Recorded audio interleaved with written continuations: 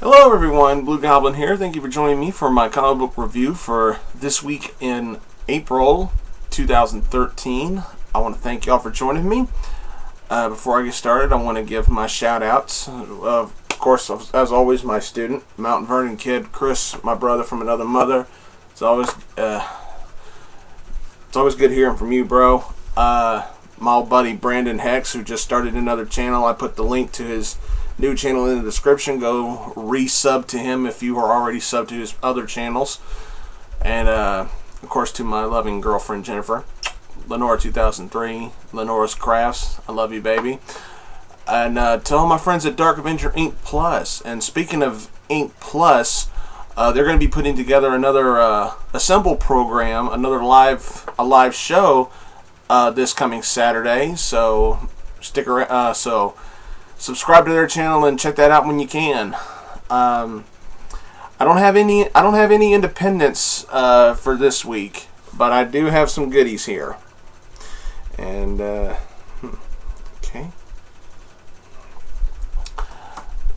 got a text message from my buddy Chris. But yeah, got 1, 2, 3, 4, 5 DC and 4 Marvels. Now I'm leaving the DCs out of the boards to show off their awesome covers. We're going to start with my pick of the week. Pick of the week goes to Batgirl, number 19, marking the triumphant return of Gail Simone. To stop her brother,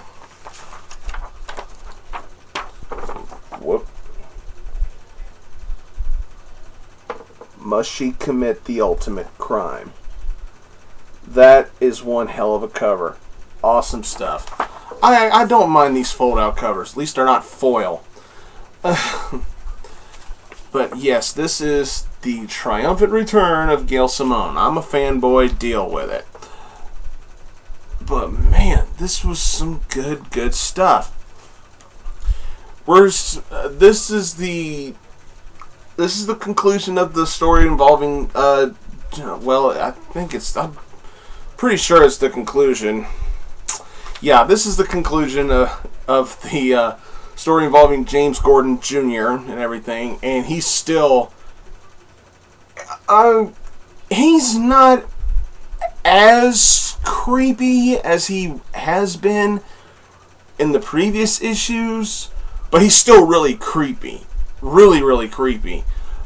Very psychotic, borderline nutso. The very beginning of the book reminds us of that. You know, it's a flashback from Barbara's childhood.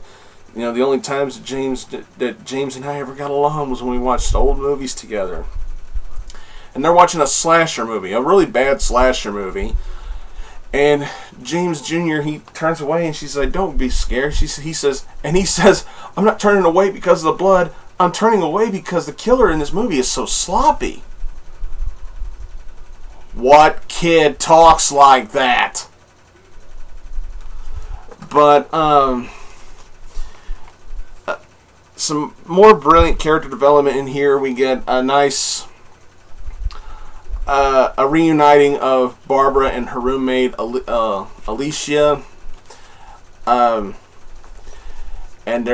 she sits Barbara down and makes a big reveal. Now, normally I would sit here and say I'm not going to spoil it, but I feel like it doesn't really matter in this case because it's just blown up and it's just everywhere, all over the internet. You can't escape it. If you go on any comic book blog or any comic book related website or something associated with DC Comics, you're gonna see it, whether you want to see it or not. So I hope you stayed away from the internet before reading this book, because the big reveal is Barbara's roommate is transgender.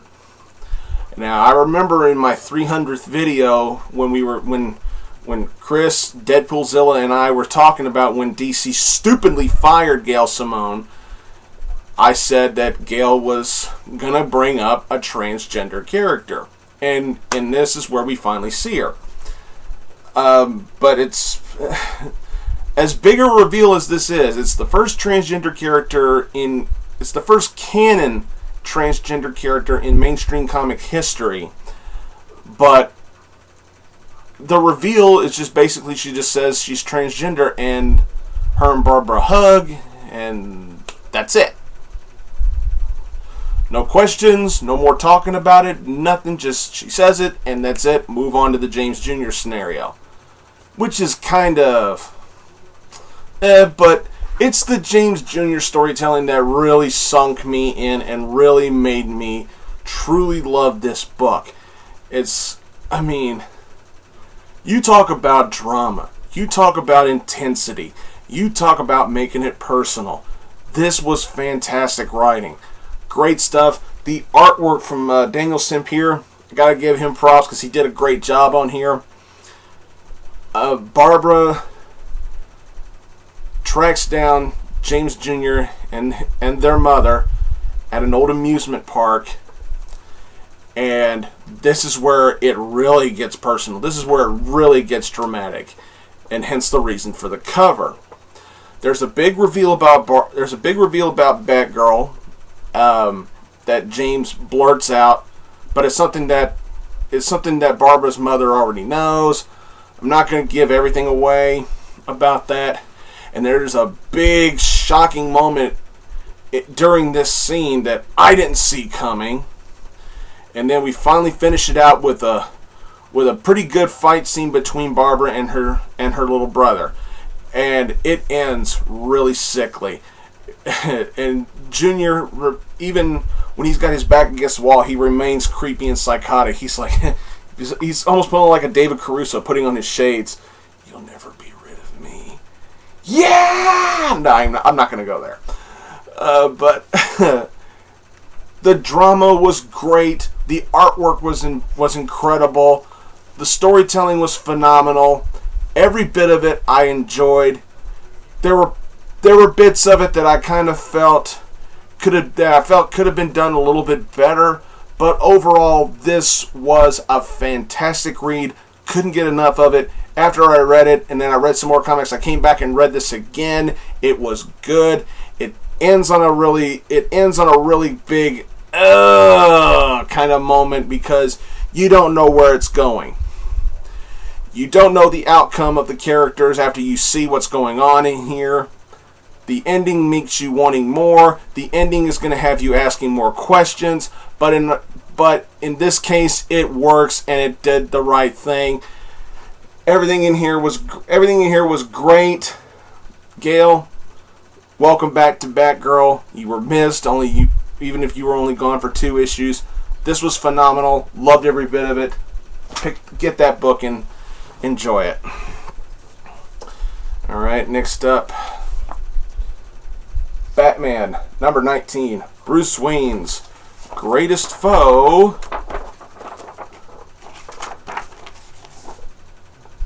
Jim Gordon? Alright. When I first saw this cover, I went on Twitter and I said this cover is a fail. And really, I should be giving myself a fail for saying that on Twitter before going in and reading the book. Because to me, when you're looking at something like this, I mean, Bruce Wayne, I don't care, Bruce Wayne or Batman, holding a gun. That is so out of character. And then I read what was in here, and then I'm like, okay, now I understand the cover. So, I felt like I should have deleted my tweet, but I'm like, just leave it there. Even though I knew I was wrong after I tweeted it. But Scott Snyder, as my student would say, is still making it rain money. This was good. This was really good. I mean, there were two things I was thinking of when I looked at this cover. One of them was wrong, and the other one, I kind of got it right. Kinda. But, Bruce he ain't doing so well. And I think y'all understand why. Unless you've had your head under a rock, it's kind of hard to miss the fact that it wasn't really nothing that important. I mean, he just lost his son. No big deal, though, right? Bazinga. But yeah, God, the storytelling in here was great. I love Greg Capullo's artwork on here. I can't explain why I feel this way, but I've said it before, I'll say it again. When I look at Greg Capullo's artwork, by the way the story is being presented, I'm just getting flashes in my head of Batman the Animated Series. Even though I know the art style does not match the series, it makes me think of it. It honestly does. I mean, everything in here, with the exception of the second story involving Superman. This is a two-story split book, but all the artwork in here, it just, I don't understand. I can't explain why I feel this way, but I honestly do think about the animated series. Much like whenever I read Batman's dialogue, I hear Kevin Conroy saying these words, and it's just great storytelling. Bruce is dealing with some pain in the Batcave. He's going through some old records of him and Damian, and it's a touching moment, and you got to feel for the guy. Alfred tries to snap him back into reality. Bruce finds out that one of his somebody he associated with, is dead, and he finds out later something about this death that leads to some holy shit moments in here. And then we get the big reveal of the main villain of this issue. I'm not going to ruin who it is, but I'll tell you this. Once I saw this villain, then this cover made sense. I'm just going to leave it at that. The second story involving Bruce and Superman, it was good for what it was. The artwork was a bit scratchy, a little bit too dark, but I did enjoy it. It was nice for what it was. I'm not the world's biggest Superman fan. I try to give him a chance from time to time, and it is nice to see Bruce and Clark working together again. Was it like old times? Yeah, you could say that. I'm not going to say it, though. But to me, the first story is definitely what sells this issue. And I'm probably sure it's also blaring all over the internet, but I'm not going to spoil it because I thought it was too good. And there you go. Batman number 19. Really good book. Once I read it, then I understood the cover. Alright, moving along. Batman and Red Robin number 19 is the Dark Knight's new partner, Carrie Kelly?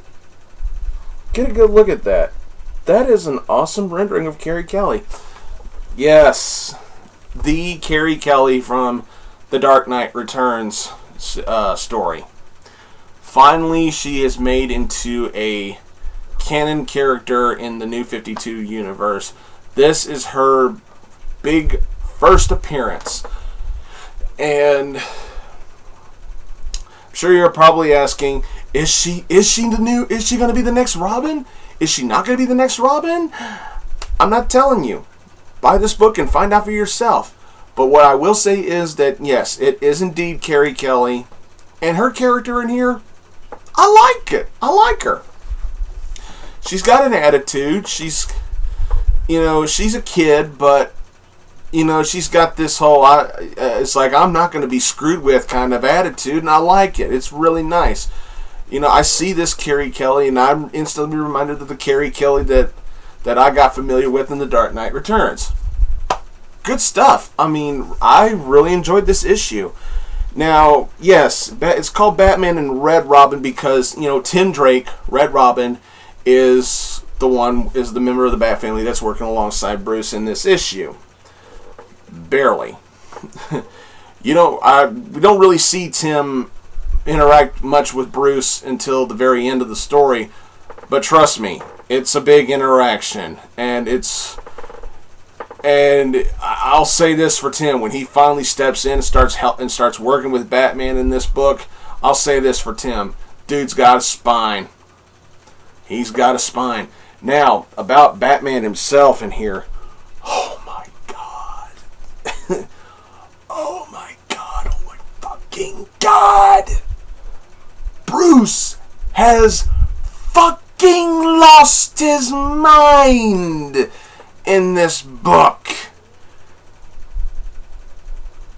Oh God, I don't want to spoil anything he does in here, but oh my God, the shit he does in this book comes off really villainy.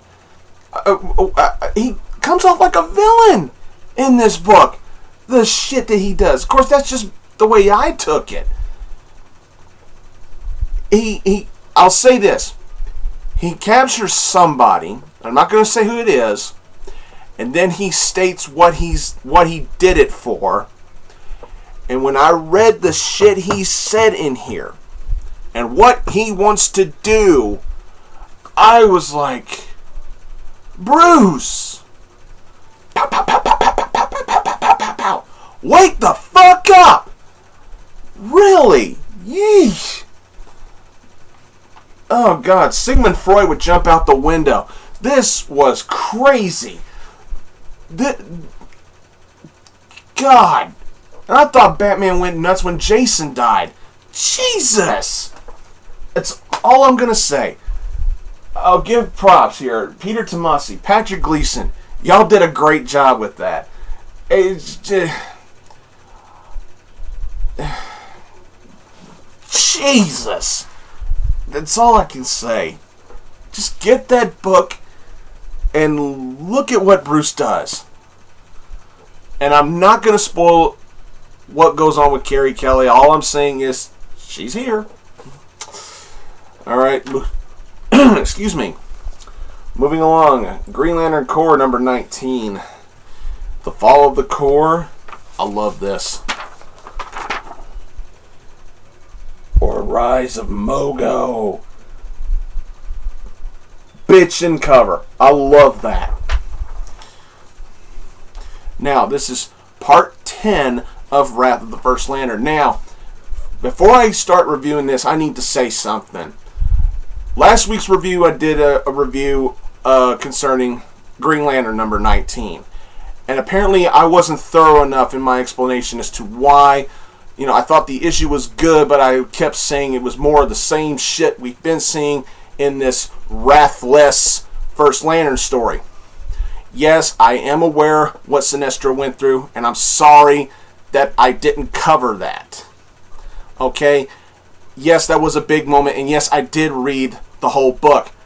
But, in all honesty, I just kept seeing more of the same stuff that I've been seeing. There was some wrath in there. There was some. But it's just really sad that we got a little bit of wrath for the first time in part 9 of a story. Up till that point, we have been getting no wrath from the First Lantern, and this is no different. We get more interaction from the First Lantern here, but I still didn't see any wrath from him. When you're thinking of Wrath of the First Lantern, I'm thinking Wrath from the first Lantern. Does he get it? Does he give wrath? No, because if he did, as powerful as he's built up to be in this story, if he truly displayed a hell of a lot of wrath, he would have wiped out a lot of people out of existence by now. And we're on part 10. So, no wrath. All I'm seeing, as I said last week, as I said on my last week's video comments, all I'm seeing is nothing but leeching. As my student would say, he is leeching, and all I'm seeing is arrogance. I don't see any wrath. Now, if this was called Arrogance of the First Lantern, then it would fit. There's no wrath, no fit. Get me? Now, I'm not trying to come off like a dick. Okay? I'm not. And if I am, I'm sorry. I really am. But I try my best. I try my best to review these books as much as I can without spoiling and giving away everything. Okay? If I were to come on here and literally tell you every single thing that happens in the book, what would be the point of you picking it up and reading it? If I went ahead and told you everything that happened, then why should you buy it? Why should you read it? I done told you what happened. You know, I tend to spoil a few things, but I don't want to spoil everything, because it ruins the fun out of going and getting the book and reading it for yourself. With that in mind, let's get on to this book. Green Lantern Corps 19. This was good. This was really good. Peter Tomasi. Fernando Passarin. I hope I didn't butcher your name. But this was really good. Now this, like I said before, didn't focus on any wrath from the First Lantern. In fact, the First Lantern doesn't really do that much in here at all. What this basically was what the cover suggested, the reappearance of Mogo. And what this was Mogo basically telling the entire Green Lantern Corps, pow, pow, snap out of it, grow a set, get up and keep fighting. Now what Mogo does to the Lanterns, I'm not going to say what he does. I'm not gonna say how he rescues the Lanterns from the First Lantern. I'm not gonna ruin that. But what I will say is what Mogo does was pretty damn clever, and I applauded this storytelling. This was really fascinating storytelling. I really enjoyed it. The artwork was great, and and the cliffhanger, as cheesy as it worked for me. I thought it was great. This was a good story. Good issue. Still, I'm going to say it. So far, keywords, so far, the Wrath of the First Lantern story, the overall execution is a flop. Now, if we get some wrath out of the First Lantern near the end of the story and at the end of the story, great. Still, it's going to make the story a failure, because a story should start off slow and really start building up. We're on part 10, and I'm still not seeing enough wrath, if any wrath. We're on part 10. If we have to wait until part 12 or part 13 to get wrath, it's a little too late. It doesn't save it takes the execution from an F to a C. Like I said before, the overall individual parts of the story were good for the most part. But when I call the story a flop, I'm looking at the entire story overall so far as a whole. That's when I say the story's a flop. But the individual parts of the story, they are decent reads. Good stories, good artwork, what have you. I hope that made sense. And I'm not repeating any of it. If you didn't understand it, just rewind and listen to it again. We're ending DC off with Suicide Squad number 19. The squad is defeated by the new leader, the Unknown Soldier. Yeah. You heard it right. The Suicide Squad does indeed have a new leader. Spoiler alert, he doesn't show up until the very end of the book. Now, what he does when he shows up, I'm not going to ruin that. Wow. That's a pretty gruesome cover. It's not the most gruesome thing I've ever seen in my life, but still doesn't paint a pretty picture. It doesn't get your hopes up of it being a happy story, now does it? Adam Glass and Cliff Richards. I applaud y'all for this series. I always thought this series was a little bit underrated, but at the same time, there have been issues of this series that have flat out ate shit. But, yeah, this was good, but was it great? In my opinion, not so much. No, I did enjoy a few bits and parts here and there. I did like, my favorite part was the stuff with Harley. And, how do I explain why I like the parts with Harley without completely ruining it? I'm thinking, oh God, I don't want to ruin it. Let's say this. Harley has found someone new to talk to. And once I saw who it was, I was like, interesting. This could go somewhere. And I've read all 19 issues of Suicide Squad. I may have to go back at the back issues and reread them to make sure. But I'm pretty sure this is the first time in this series that we've seen Harley talk to this person. And after seeing this conversation, I'm like, okay, this particular plot point, we could really go somewhere with this. We really, DC, you really can. You can really go somewhere with this. I'm looking forward to more of that. Amanda Waller decides Amanda Waller has now decided that she needs to earn the trust of the Suicide Squad to save Kurt Lance, because it's a friend of hers and everything, and what she's willing to do is quite a statement. She does something in here that kind of surprised me. I'm not going to spoil that either.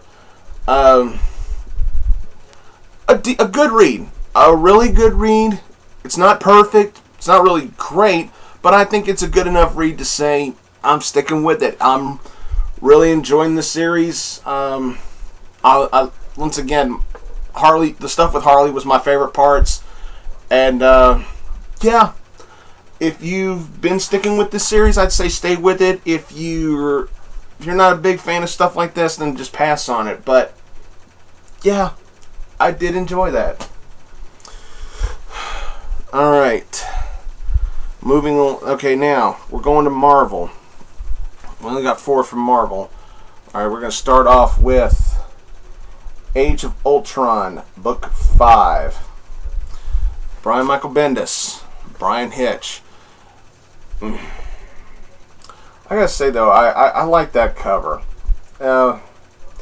Say what you want to about that cover. It's old school. It's no Secret Wars cover, but for this, it's got that element of old school Marvel goodness to it. So I'm fine with it. But in here, it's mainly just a bunch of talking amongst the Marvel heroes that are remaining on Earth or remaining in New York and everything. Sadly, I feel like I have to confirm something. Now, in the last issue, Luke Cage survived a nuclear blast, but at the beginning of this book, unfortunately, we have lost Luke Cage.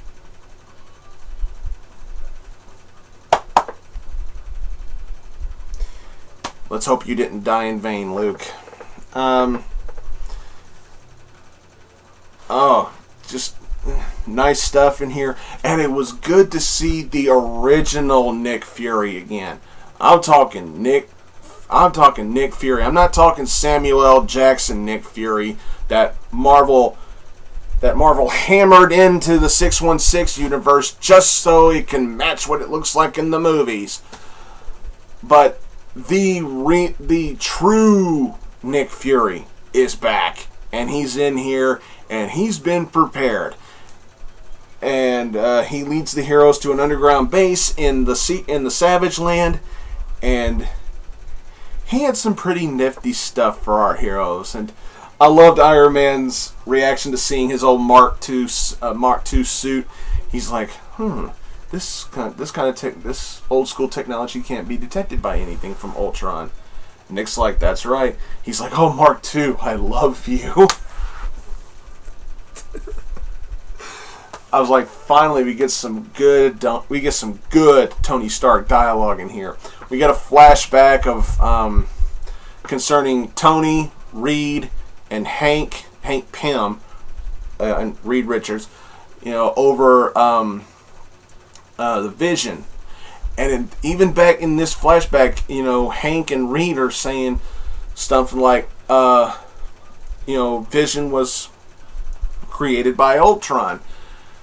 And they notice, and Tony remembers it, and when we get back to the current time, he's like, the Vision. He's like, the Vision.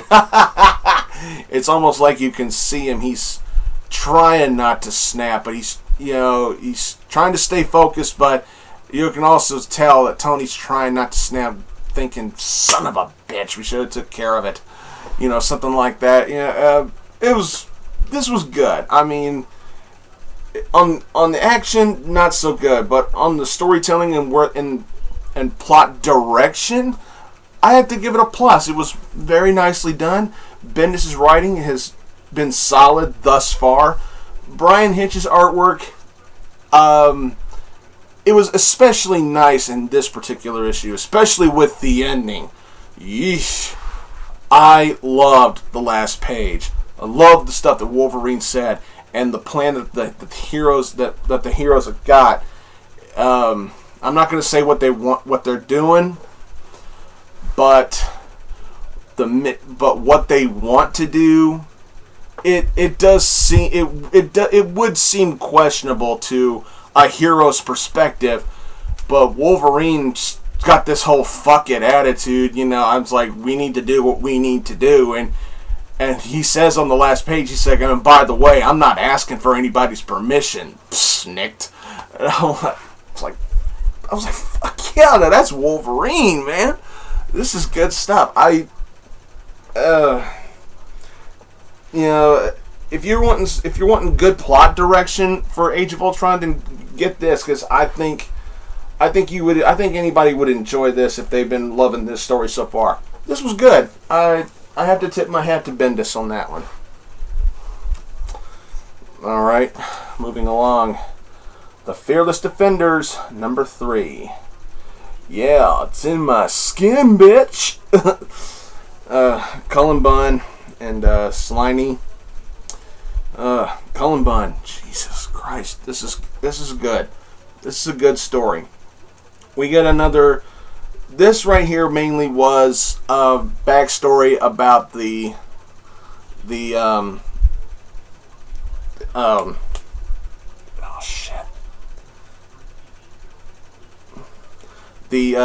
corrupted Valkyries that are the main antagonists in this first story. We get some pretty interesting dialogue from Hippolyta, the warrior woman. Yeah, Hippolyta from Themyscira. What the hell is the name of the... God. I always forget names. I'm sorry. Oh, and I gotta say another thing. I am totally loving this whole Misty and Valkyrie get us up to date at the beginning of each book with this them talking to each other. It's like, hey, Misty, what happened in the last issue? Well, Valkyrie, this happened and this happened. Really? And then this happened? I love that stuff. That's funny as hell.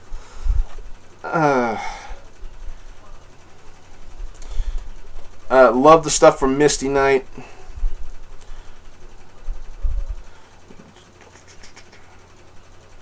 The Doom Maidens. Okay.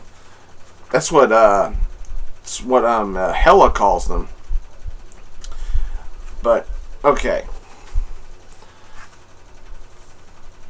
Yeah, the Doom Maidens. And I forgot the name of another woman in here. Caroline LeFay. Okay, I wanted to remember her name because she's really creepy. She's nowhere near James Gordon Jr. creepy, but she's creepy.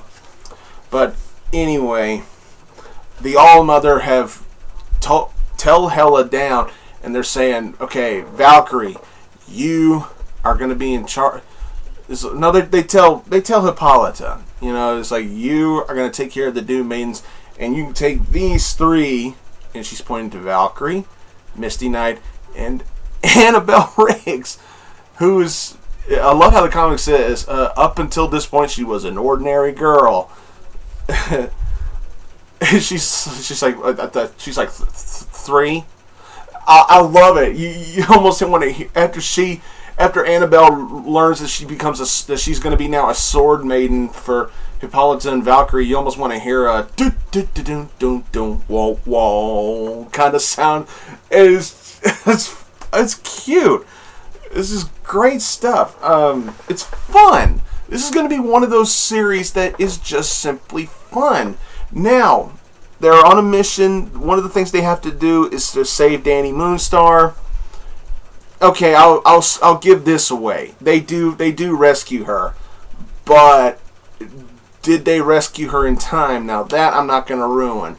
But there's a big dun dun dun reveal at the end of the book, and that's where the cliffhanger is. Brilliant stuff. I love this. This is... I'm glad I'm on board with this series. It's going to be so much fun to read this. If they keep this series in the direction that it's going, if Cullen Bunn keeps writing it the way he's writing this, then this has potential to be an extremely badass series that's just simply a joy to read. Great stuff. Love the artwork. The action in here was great. The dialogue in here was fantastic. There was drama, there was comedy, there was tension, there was everything. Loved it. It was great. Could have been the pick of the week if Batgirl hadn't came out.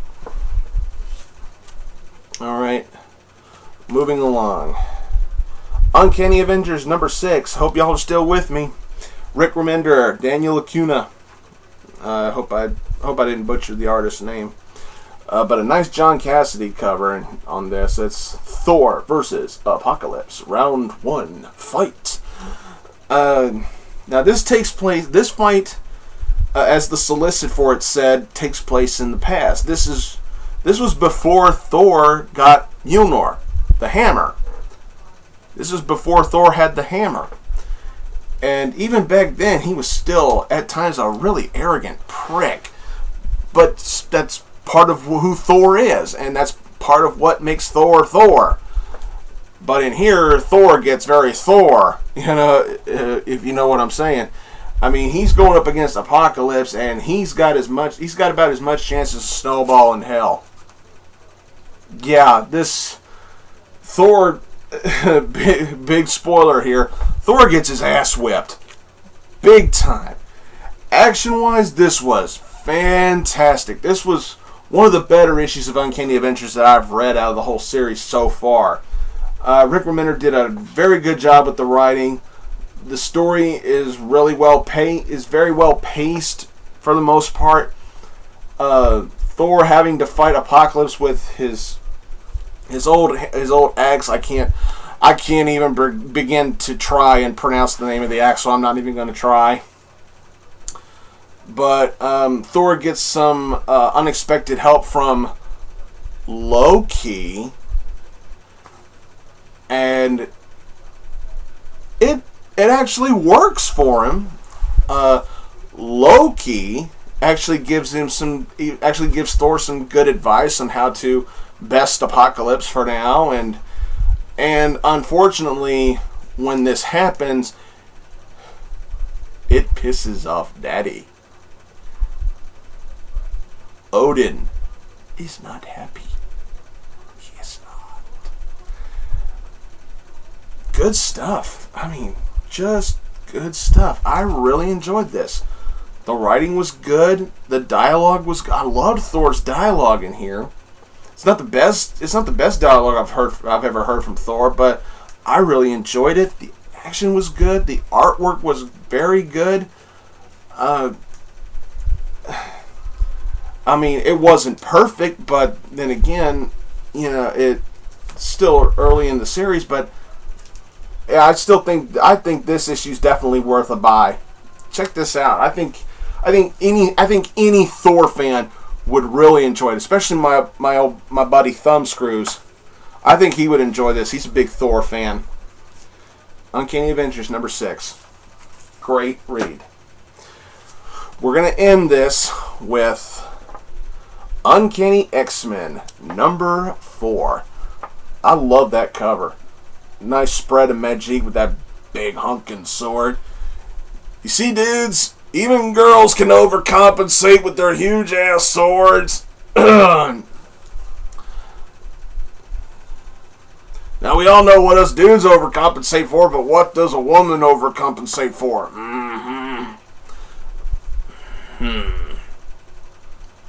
Man, that's a mighty fine midsection. I like the cleavage. Alright, enough joking around. Bendis. Damn, this was great. Chris, you said it yourself, my student, you said it. The consistency of this and all new X-Men. Very nice. Loved this. Chris Bocciolo, I like your artwork in here. Now, this takes place during what we saw in the previous issue of All New X-Men. Except we get to see something that happened back then, but it's shown to us here. It's a confrontation between Emma and the Stepford Cuckoos. And the Cuckoos are not 100% loyal to Emma, because they learn, here's a minor spoiler, they learn Emma doesn't have full control of her powers anymore. And they're all thinking, yeah, we can really do something with you now, Miss Frost. And then they read Emma's mind, and then they see what Scott did to her during... We learned why her powers were broken. Apparently, according to this book, during the AVX storyline, when Scott had the full power of the Dark Phoenix when he got the full power of the Dark Phoenix from Emma, apparently Scott broke Emma's powers. At least I think that's what this issue was trying to insinuate. Great dialogue. Great dialogue, great artwork, great storytelling. And this issue actually, remember in All New X-Men 10, the cliffhanger at the very end of the book, we get a volunteer to join Dick Summers' team of Uncanny X-Men to go to the new Xavier School, but they didn't show us who it was. This book does. This book shows you at the very end. This book shows you who stepped up and volunteered to join Dick Summers at the new Xavier School. And I'm not going to tell you who it was. Nope. You got to read this book and find out. We get some good comedic moments from the students at the new Xavier School. You know, trying to figure out where they're going to sleep and everything. This was great. This was a solid issue of Uncanny X-Men. I'd say it's definitely worth the buy, definitely worth the read. It was awesome. I really enjoyed it, and I can't wait to read more goodness from Bendis on here. I know I haven't exactly been 100% nice to Bendis all the time, but as of right now, when it comes to his X-Men writing, I got to give him the credit he's earned. This has been simply phenomenal stuff.